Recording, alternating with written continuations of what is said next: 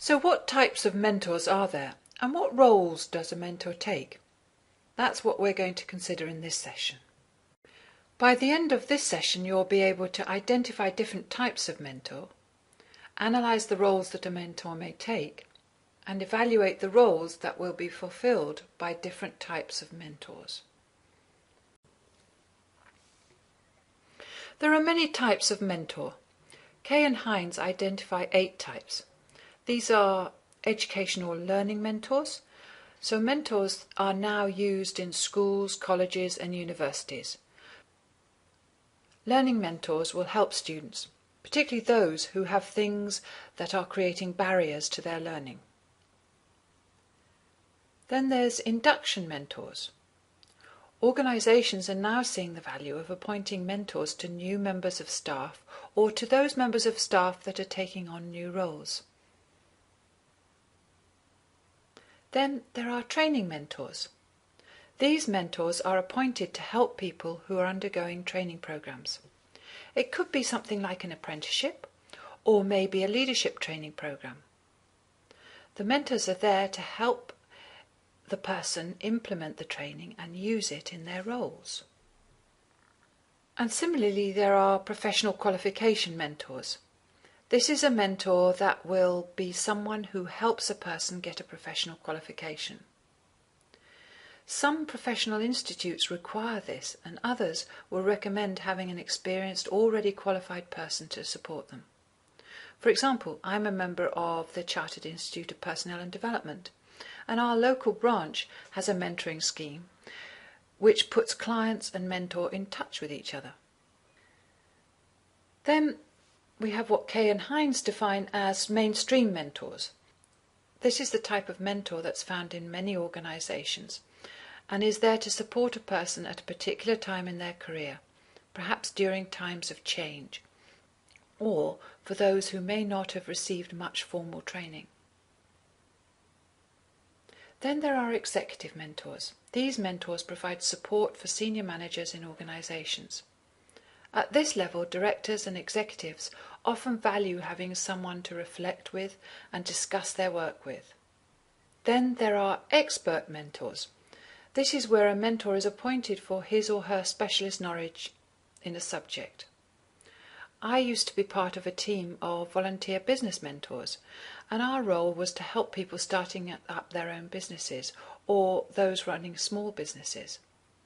Each business would have a general mentor, but they would be able to call on the services of expert mentors as circumstances dictated.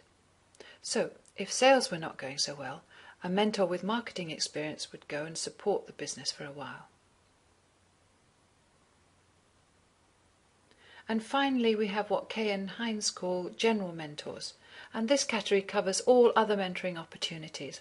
That is, anyone who helps and supports someone else, perhaps as a volunteer.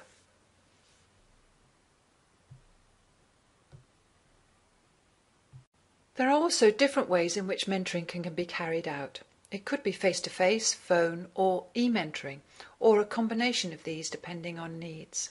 For this exercise, write down what you think are the advantages and disadvantages of face-to-face, phone, and e-mentoring. Here are some answers that you may have considered. We'll be covering the process in these in much more detail in the next module on mentoring processes. It seems to me that maybe a combination of all of these provides the ultimate blended learning. So let's go on to think about roles in mentoring. Mentoring has a broad scope in the ways that it can help people, and because of that a mentor takes on many roles. Peg has identified these. Firstly, there is being a model, someone that the client admires and wishes to emulate because of the way in which they conduct themselves. Much learning comes from this, although it may be that the client is unaware of this aspect. It is a covert way of learning, and all the more powerful because of that. Then there is teacher. Peg suggests that great teachers inspire people, provide ways of implementing learning, and helping the person integrate the learning into their everyday lives. Advisor is a role that means that a mentor may, on some occasions, give expert advice on a particular area that the client wants help with. This was the example I used about my experiences in mentoring startup businesses. It's important to realize when mentoring that this is an occasional role, and that the majority of the role is to ask questions to help the client work things out for themselves. The role of coach is one of asking powerful questions to help someone work out answers for themselves, and in particular in relation to achieving goals and handling barriers to performance. Counsellor is a role that will help people with what are commonly thought of as deeper issues. They do this largely through creating an environment where someone is happy to talk and giving a listening ear and asking great questions. A buddy is someone who introduces someone to the organisation and/or the job and supports them in that way. A buddy will tell them who to contact in various situations, put them in touch with other people who would be useful for them to know, and gives practical support.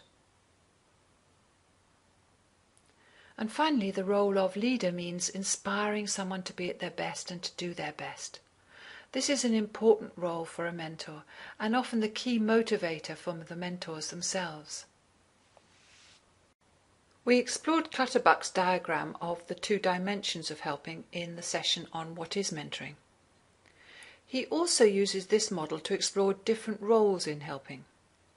First, there is coaching that we've already talked about, which he sees as being directive and stretching, and counselling, which he places in the sector of nurturing and non-directive.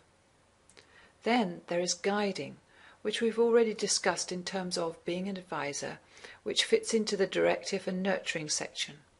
And finally, networking. Networking he sees fitting into the section on stretching and non-directive. A mentor will help their client become self-sufficient by developing their own network of people, contacts and useful resources. They can do this by introducing them to people, organisations and resource depositories. Here is an exercise to help you connect type of mentor with the roles.